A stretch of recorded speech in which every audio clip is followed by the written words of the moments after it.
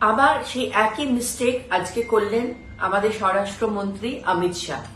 প্রথমত আপনারা উড়ে উড়ে আসছেন প্রত্যেক দিন দিল্লি থেকে, যেখানে আপনাদের বাকি রাজ্যগুলো, আমাদের পুরো দেশ একটা ক্রাইসিসের মধ্যে দিয়ে যাচ্ছে, সেখানে আপনারা চলে আসছেন আমাদের বেঙ্গলে এবং এসে কি করছেন, আপনারা নিজেদের শালীনতা সেই লক্ষণ রেখাটা পর্যন্ত ক্রস করে যাচ্ছেন। আপনারা বেশ ভালো করে বুঝতে পেরে গেছেন, আমি জানি, যে বাংলার মানুষ আপনাদেরকে চায় না। বাংলার মানুষ আবারও দিদিকেই জিতিয়ে আনবে এই 26-এর ইলেকশনে। সেই জন্য এখন আপনারা যা নয় তাই বলে যাচ্ছেন।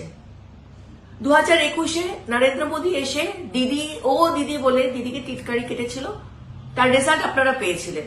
ভালো করে বাংলার মানুষ আপনাদেরকে বুঝিয়ে দিয়েছিল, বাংলার মা বোনেরা। আজ আমি দেখলাম এবং অবাক হয়ে গেলাম যে অমিত শাহ এসে দিদিকে রীতিমতো থ্রেট করছে, এই দিদি বলে বলছে। মানে আপনারা কি ভেবেছেন নিজেদেরকে, বা কি ভাবেন নিজেদেরকে, আমি তো সেটাই বুঝে পাই না।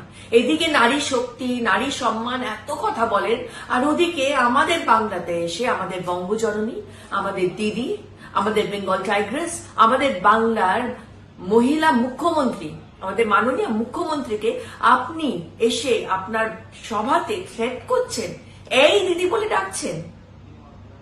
আপনাদের কি ম্যানার্স, এটিকেট, কালচার কোনোটাই নেই। আর ঠিক এই কারণে বাংলার মানুষ, বাংলার মা বোনেরা আপনাদেরকে ভোট দেবে না। আপনারা তৈরি থাকুন 4 তারিখের জন্য।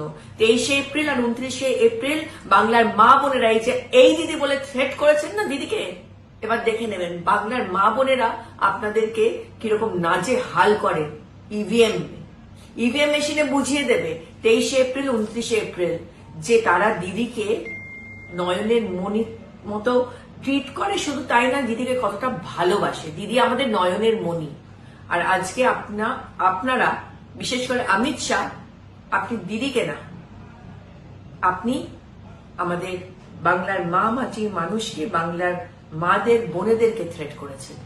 আর তার জবাব আমরা দেব 4 মে, তার জবাব আপনি পেয়ে যাবেন।